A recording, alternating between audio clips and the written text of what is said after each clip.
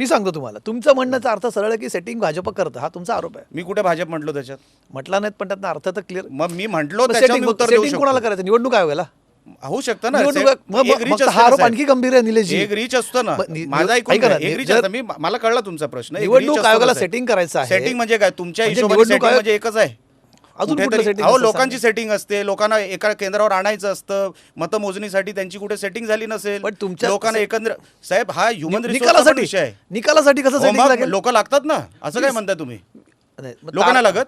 हे काय कम्प्युटर करतं सगळं? नाही, पण सेटिंग करत सेटिंग म्हणजे लोकांची सेटिंग असू शकते. लोकांना एकत्रित आणण्याची सेटिंग असू आम्हाला शकते. असं वाटत होतं की निलेश राणे शब्दावरनं मागे फिरत नाहीत, पण मी तुम्ही कुठे आज मागे फिरताय. फिरलो? मी म्हटलं सेटिंग होत तुम्ही असेल. आता फारच त्याचं फार मी मुळमुळीत म्हटलं तुम्ही आज- त्याचं बघा कारण साहेब, देतात. तुम्हाला जे ऐकायचं ते मी Setting. बोलणार नाही. नाही, तुम्ही तुम्हाला म्हणताय- जे ऐकायचं ते मी बोलणार नाही. मी आजही म्हणतो मी माझ्या बोलण्यावर ठाम आहे. सेटिंग म्हणजे ह्युमन रिसोर्सची पण सेटिंग होऊ शकते. कुठेतरी त्याच्याबद्दल लोकांना एवढा रागवायचं एकत्र कारण आणण्यासाठी. काय? हा? त्याच्यासाठी एवढा रागवून तुम्ही ज्या तुमच्या प्रतिक्रियेचा हे होता, आज तुम्ही ज्याला जे कारण देतात ते फार लंगडं कारण वाटतं मला. तुम्हाला वाटतं ना साहेब?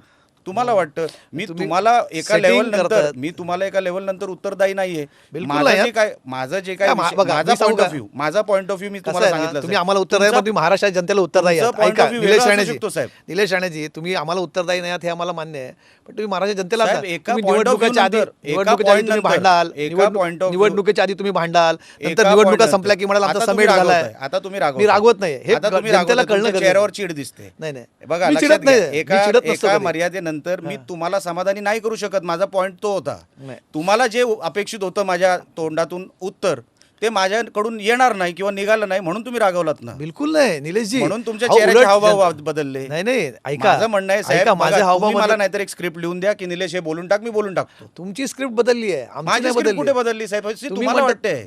सेटिंग तुम्ही म्हणतात की हो, सेटिंग सेटिंग बाकी म्हणजे असेल. सगळ्याच गोष्टीची सेटिंग असू शकतं ना. तुम्ही माझ्याबद्दल बोलत- कॉलेजमध्ये सेटिंगचा अर्थ वेगळा असू शकतो. बरोबर की चूक?